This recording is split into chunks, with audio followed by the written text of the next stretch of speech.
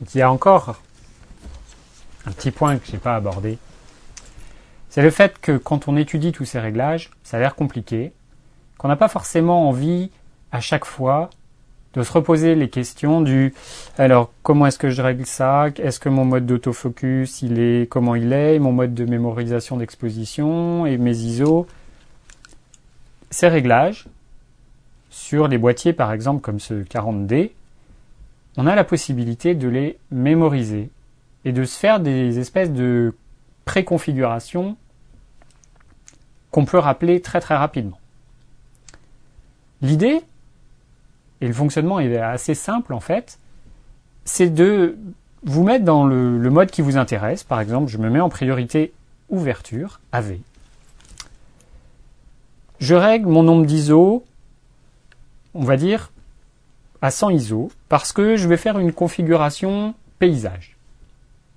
Mon idée, c'est d'avoir un mode très rapidement accessible pour faire des paysages, mais avec les réglages que moi j'ai décidé, et non pas, si jamais j'utilisais le petit picto paysage en mode scène, ou je ne sais plus comment c'est appelé chez Canon en tout cas, là ça serait automatique, là c'est l'appareil qui choisit, alors que moi je peux décider de créer mon mode à moi, que je pourrais rappeler à tout moment très rapidement.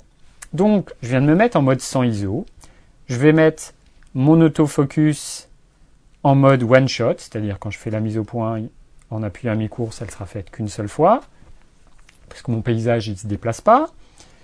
Ma correction d'exposition au flash, je m'en fiche, je la mets à 0, ainsi de suite. Je peux régler quasiment l'intégralité de mon appareil. Je peux aussi afficher un style d'image, donc avec cette petite touche-là, je vais choisir paysage. Oups, pardon. Je vous l'ai dit que j'avais du mal à maîtriser ce fonctionnement parce que c'est pas très logique. Voilà, bon, j'ai choisi paysage. Et maintenant, mon boîtier est préconfiguré de manière idéale pour moi, pour faire des paysages. J'ai les bonnes couleurs qui vont se mettre, j'ai mon 100 ISO parce que je fais tous mes paysages sur trépied par exemple, donc j'ai jamais besoin de monter en ISO. Maintenant, je vais aller dans le menu. Je vais aller trouver un menu qui s'appelle Réglage utilisateur. Je vous montre. Enregistrer. Et je vais choisir un des modes, entre C1, C2, C3. Moi, je vais dire que c'est C1.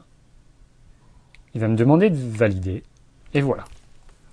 Ça veut dire que maintenant, si je bouge ma molette sur C1, quels que soient mes réglages avant, ça va me mettre 100 ISO, ça va me mettre mon autofocus en one shot, ça va me mettre ma cadence de moteur à rafale et ma balance des blancs en automatique. Si je repasse en mode priorité ouverture, que je change mon exposition, ma manière dont est mesurée la lumière, ma balance des blancs, ok, je peux faire une photo comme ça. Maintenant, si je rebascule en mode C1, hop, ma balance des blancs rebascule automatiquement en automatique, ainsi de suite. Si je reviens en AV, je récupère les réglages que j'avais avant. Donc c'est un fonctionnement très très simple. Ça enregistre aussi la position sur laquelle vous étiez, c'est-à-dire que là, si je me mets en mode C1, c'est un mode de priorité ouverture, parce que quand j'ai enregistré mes réglages, j'étais en priorité ouverture. Si j'avais été en mode manuel, les molettes, une fois passées en mode C1, auraient les mêmes fonctionnalités que si j'étais sur M.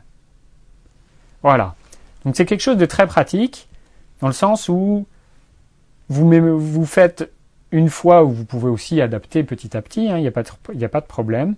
Vous faites des préconfigurations adaptées à vos usages, par exemple, si vous faites régulièrement de la photo en studio, vous n'utiliserez pas le même type de configuration de votre appareil, les modes de mesure de la lumière par exemple, les cadences d'autofocus, ainsi de suite.